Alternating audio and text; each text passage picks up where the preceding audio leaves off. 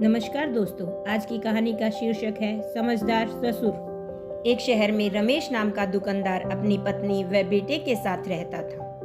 वह अपने बेटे ईशान को भी दुकानदारी सिखा रहा था। जीवन भी अच्छा खासा चल रहा था। उसकी पत्नी थोड़ी चिड़चिड़े स्वभाव की व पुराने ख्यालों वाली औरत थी। छोटी छोटी बातों पर चिढ़ जाती थी और खींचातानी शुरू कर देती थी। रमेश बड़े ही शांत स्वभाव का व्यक्ति था।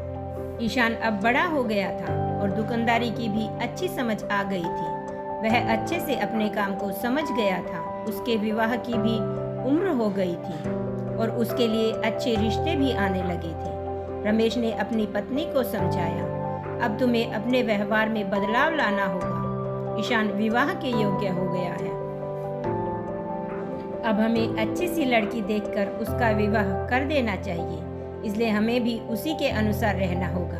उसकी पत्नी बोली, मैं क्यों बदलूं अपना व्यवहार, मैं बिल्कुल सही हूँ। रमेश बोला, अब तक हमारा बेटा हमारी हर बात मानता है और अब उसकी पत्नी भी आ जाएगी। ऐसा भी हो सकता है कि वह हमारी बात को ना मानकर अपनी पत्नी की बात माने और हमें बुरा लग सकता है। और यह भी हो सकता है कि वह हमारी बात माने और पत्नी की बात ना माने तो उसकी पत्नी को भी बुरा लग सकता है। हमें अपने बेटे को इस दुविधा में नहीं फंसाना। यह समस्या तो हमेशा ही बनी रहेगी, इसलिए तुम्हें समझा रहा हूँ। अगर तुम अपने बेटे की खुशी चाहती हो तो अपना जिद्दी स्वभाव छोड़ना होगा। ईशान ने शादी के बाद अगर तुम्हारी कोई बात नहीं मानी तो तुम्हें गुस्सा नहीं करना है।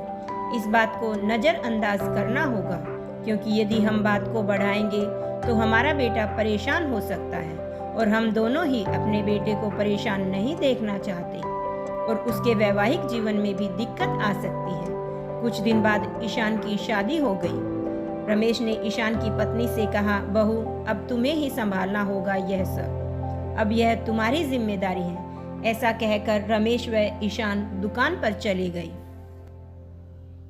उसकी पत्नी भी कुछ न बोली। उस रात का खाना बहू ने बनाया था और जब रमेश और ईशान खाने पर बैठे तो पहला निवाला रमेश ने खाया। नमक बहुत अधिक तेज था, पर रमेश कुछ न बोला। फिर उसके बेटे ने खाना शुरू किया। तभी बेटे को भी नमक अधिक लगा तो अपने पिताजी की तरफ देखने लगा और कहा, कितना ज्यादा नमक है। बेटा जैसे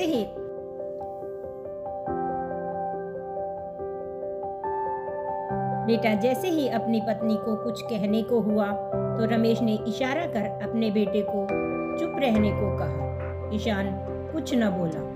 रमेश ने कहा, कुछ भी बोलने की जरूरत नहीं है, चुपचाप खाना खा लो। ईशान को कुछ भी समझ नहीं आ रहा था। तभी रमेश की पत्नी ने खाना खाया। उसे भी नमक तेज लगा, पर वह यह सोचकर चुप रह हो गई, जब पिता व बेटे ने कुछ न कहा तो मैं भी चुप ही रहती हूँ। रमेश खाना खाने के बाद बाहर टहलने चला गया। ईशान भी उसके पीछे पीछे चला गया। जब उसने अपने पिताजी से पूछा, पिताजी, आपने मुझे कुछ बोलने क्यों नहीं दिया? तो रमेश ने समझाया, तुम्हें अपनी पत्नी को अगर कुछ कहना है तो अकेले में समझाओ। ऐसे सबके सामने कहने से उसे बुरा लग सकता है। अगले दिन ईशान की पत्नी आई और सबसे माफ़ी मांगने लगी कि कल खाने में नमक बहुत तेज हो गया, मुझसे गलती हो गई, मुझे माफ़ कर दो। आगे से मैं इस बात का ख्याल रखूंगी कि खाने में नमक तेज न हो। रमेश की पत्नी ने भी सोचा कि शुक्र है कल मैं कुछ न बोली।